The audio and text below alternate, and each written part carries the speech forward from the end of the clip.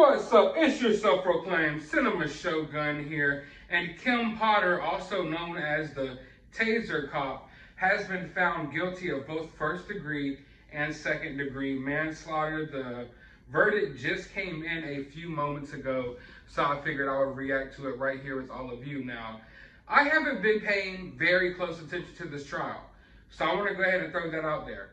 I'm not here pretending like I know everything that went down this trial or I know every single thing about this case, because I don't.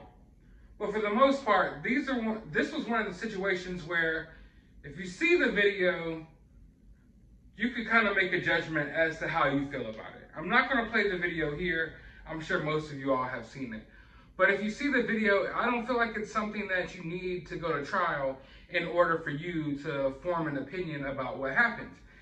Now, I will say that this is a sticky situation.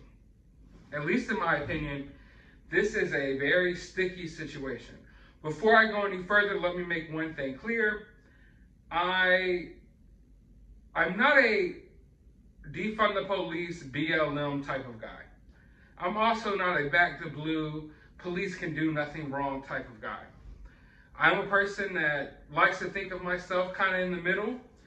I judge things by an individual basis. So some things, and my opinions on some things, may align with this political party. And then my opinions on some things might align with this political party. And often I'm accused of being this and I'm accused of being that, when in reality, I'm just me. You know, I don't have any political affiliation and I don't want any political pronouns put on my name as to, you know, when I form opinions about things, if you will. So I just wanted to make that clear going forward, because I know a lot of people get really sensitive and really political when it comes to basically anything these days. And for the most part, it seems like every trial we've had this year has been a political trial, if you will, where people on one side are with this, want this verdict, and people on the other side want this verdict. No one's really just looking at it from a common sense point of view in a way. It seems like everyone's looking at it from their own political, you know, aspects or viewpoints, or however you want to put it. So, judging by this video, there were a couple things that stuck out to me. For one, I understand that it's a tough situation when pulling someone over. You don't know if they're armed. You don't know what's going on, all right? But at the same time, I do feel like some cops these days, especially in America, are a little trigger happy. And I definitely don't think that we live in a fairy tale world where all cops are good and all cops are heroes. Back the blue, yeah, cops can do no wrong. In reality, that's far from the case. Very far from the case. Most of the run-ins that I've had with police in my life, I've met a few good cops, but the majority of them were dickheads. They were straight up douchebags. I'm not going to sit here and lie about it. You know, and if that offends you, I'm sorry. Like I've said before, I'm not talking about your brother that's a cop, your father that's a cop, your great uncle that's a cop. I'm talking about the cops that I've dealt with. Most of them have been complete douchebags. And a lot of them like to abuse their power. Often people who become police officers are people who are bullied, what I would call little men. They're little men. And then they get behind the badge and they become big, big and bad. And they can't wait to shoot someone. They can't wait for a situation like that. In this case, I don't believe that's what's going on here. I don't think that she purposely meant to shoot this kid. But at the same time, you can't make mistakes like this. When you take the job of being a police officer, it comes with risks, a lot of risks. But just because you're a police officer doesn't mean you can make these mistakes. The mistake of taking someone's life and just go on about your day. Now, in this situation, I know that it was a tough situation because Daunte Wright wasn't a saint. And I think we got to stop doing that. At some point, the media has to stop taking cases like this and make it look like the people involved are just straight up saints. Like, oh, Daunte Wright, he could do no wrong. He was a good kid. Oh, blah, blah, blah, blah. Now, I don't know him personally, and I don't think that we should judge someone on their past, and just because someone has a record doesn't mean that police have the right to be judge, jury, and executioner on the spot. So don't get me wrong here. But when you're pulling up to a traffic, like when you pull someone over and you're walking up to their car and you're knowledgeable of the fact that they're wanted for certain things and there's certain things on their record, you have to be cautious. If I'm a cop, I'm trying to put myself in their position here. If I'm a cop and I pull someone over and I look at their name, they have no record, I'm going to feel more comfortable approaching their car. Now, when I pull someone over and I look up their name, oh, he has a warrant for armed robbery. Oh, he used to domestic dispute. Oh, God, all that stuff. Of course, you're going to be a little more cautious. But see, the media didn't really put out there that this Daunte Wright person wasn't a saint. They made him out to be a saint, just like everyone who the media runs with when, they have a situation with the police or the police kill someone. Next thing you know, they're always a saint. And we talked about it even with the Ethan Crumbley situation. Why is the news choosing pictures of these people when they're 13 years old and they're 9 years old? Show us how they look now.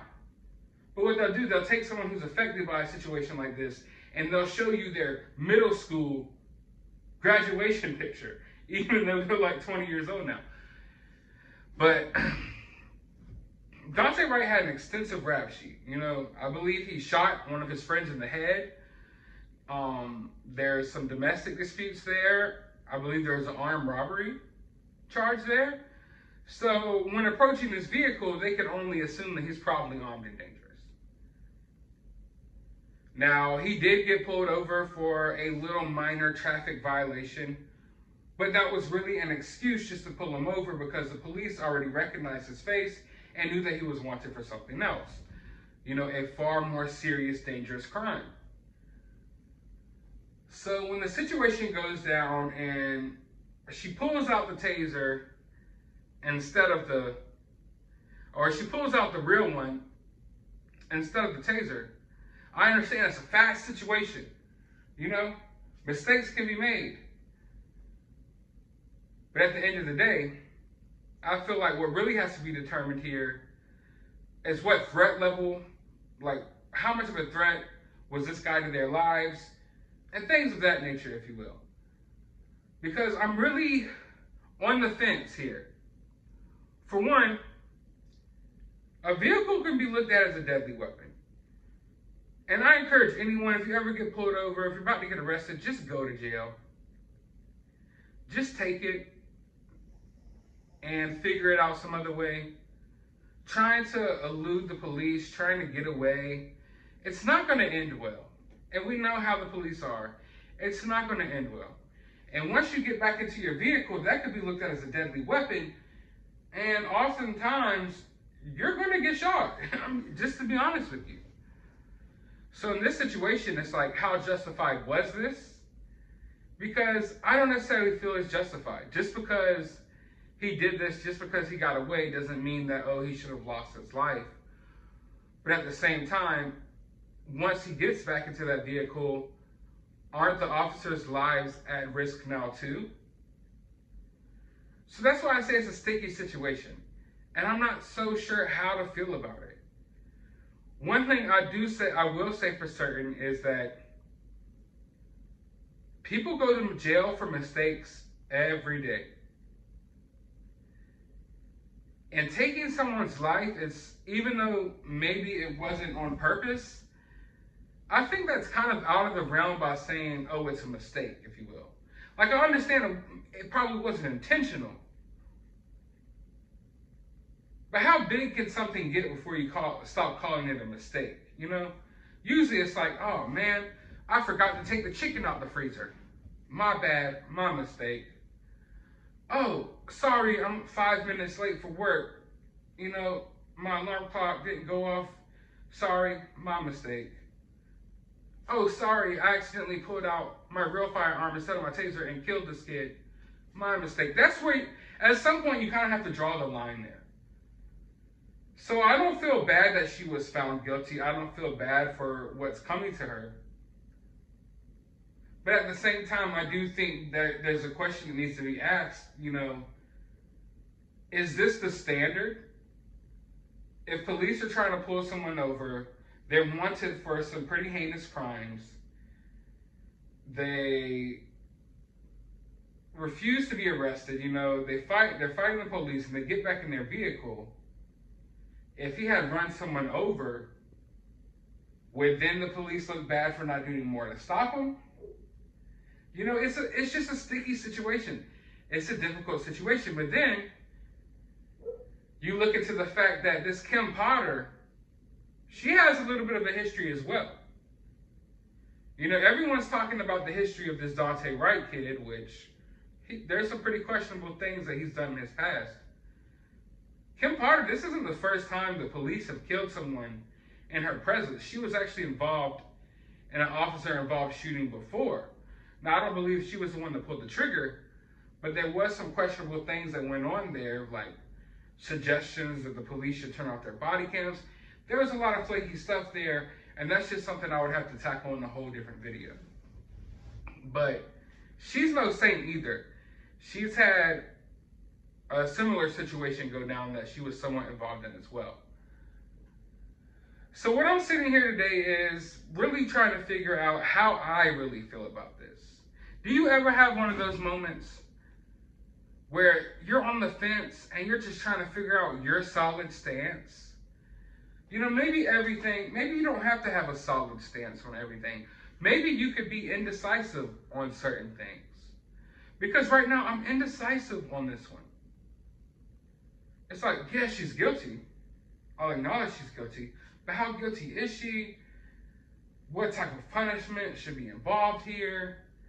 And at what point do we stop pretending like the people involved in these situations are all angels as themselves? Because oftentimes there's things done to put themselves in these situations. You know what I mean? But I guess my only advice to everyone to come out of all this is never resist arrest. Never resist arrest. Even if you're being arrested for some bogus stuff, you got to figure that out at a later time. Because going this way, it's not going to end well at all. It's not going to end well at all.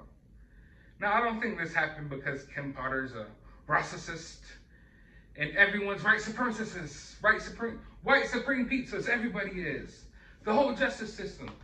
I'm not going to go so far as to say that. But I do think that there's a problem with law enforcement. Everywhere. There's an abuse of power there. And it sucks that both sides of the playing field politically can't see that. But soon enough they will. Because I've said this before and I'll say it again. All of these people that's back the blue, back the blue. Once the blue is turned around on you, you're going to feel a little differently. When it comes to time that the blue is starting to check your jab passports and they're starting to arrest you when you're trying to get a sandwich because you didn't take your medicine, are you going to be backing the blue then? Because don't get me wrong, there's a lot of things that's happened in the past couple of years I totally don't agree with in any way, shape, or form. But I'll be damned if I can't acknowledge that there's a problem with law enforcement. Was Kim Potter one of those officers? That's for you to decide. And that's for me to decide on my own. But I do think that there is a problem with law enforcement. And I think a lot of the cases that we've talked about on my channel has really solidified that for me.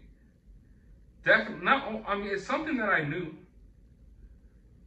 But just looking at how the Gabby Petito case was handled, the Astroworld case was handled, and a lot of these missing persons cases are handled, it kind of just it really puts a bitter taste in my mouth. So all in all, I'm kind of on the fence about this verdict, and it appears that the jury was too, because it took them 3 days to deliberate and finally come up with this verdict on today, Christmas Eve. Now, she hasn't been sentenced yet, but she's facing up to 15 years. And I'm not saying she deserves that or she doesn't deserve that. But one thing I will say is I feel like there's arguments to be made here on both sides of the fence. And we would really get somewhere in life and as a country and as a community and just as a society as a whole, if we sat down and really had those conversations and really heard both sides out. You know, so often these days, we're so quick to shut off whatever anyone has to say from this side or whatever anyone has to say from this side. Oh, you're on this side. You think she's not guilty? I don't want to hear anything you have to say. Oh, you think she's guilty? I don't want to hear everything you have to say.